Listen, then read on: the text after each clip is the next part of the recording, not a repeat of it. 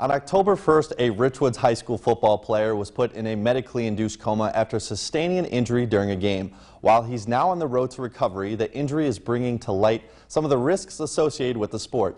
Not since football was banned nearly 100 years ago has the sport been under the microscope the way it is today. And it all has to do with matters of the brain. It's occurring over years, caused by trauma, changes to the brain structure. As parents, coaches, and educators have become increasingly concerned about the potential long-term effects of head injuries in football, health experts have been faced with the clinical question, will my child develop CTE? CTE symptoms can include depression, can include anger, aggression, poor focus, and then years later can start to see the cognitive problems. Over the past decade, the game has continued to evolve. Officials at all levels are re-engineering how football is played to put the player's best interest in mind. There's no better time to play football. It's as safe as it's ever been. Helmet-to-helmet hits are now illegal, but kickoffs, one of the most dangerous plays in football, remains a main focus of conversation.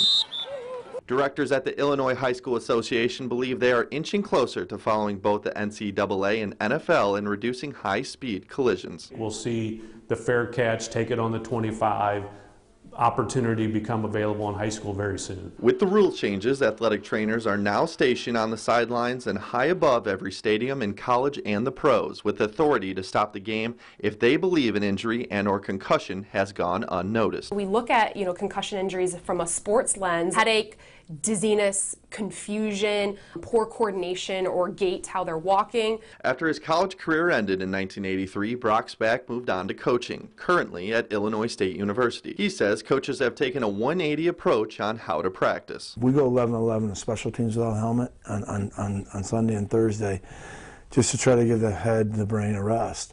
And we found out doing this every day isn't really smart. The only way you can eliminate contact is to take the pads off. The new protocol is being shared statewide to protect players of all ages. Through training workshops, Washington High School head coach Daryl Crouch has been educating JFL athletes about the proper techniques of the game. It's learning how to pop your hips, how to land on a mat, and really stressing that same thing of keeping their head out of contact when they make their tackle, of it truly being a shoulder. We'll teach them the gator roll style or the rugby tackle a little bit as well too. While Crouch and other high school coaches are laying the groundwork, JFL coaches are now mandated to receive training on helping players minimize the risk of injury. I'm going to give you all the tools we can to try to minimize those risks and make it safe. At the OSF Healthcare Illinois Neurological Institute, advanced practice nurse Jenna Ford says the way medical experts manage concussions has changed drastically over the past 10 years. First, it's recognizing it, then removing them from the sport or activity that's putting them at further risk.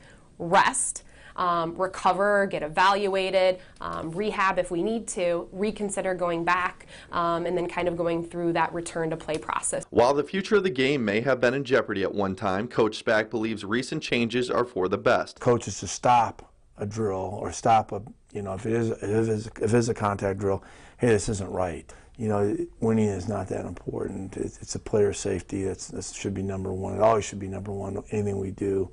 And it is. And if it's not, then you shouldn't be in the professions. Currently, CTE can only be diagnosed in the deceased, but new studies are being done at the Brain Bank in Boston with hopes that in 5 to 10 years, doctors will be able to diagnose the disease in the living.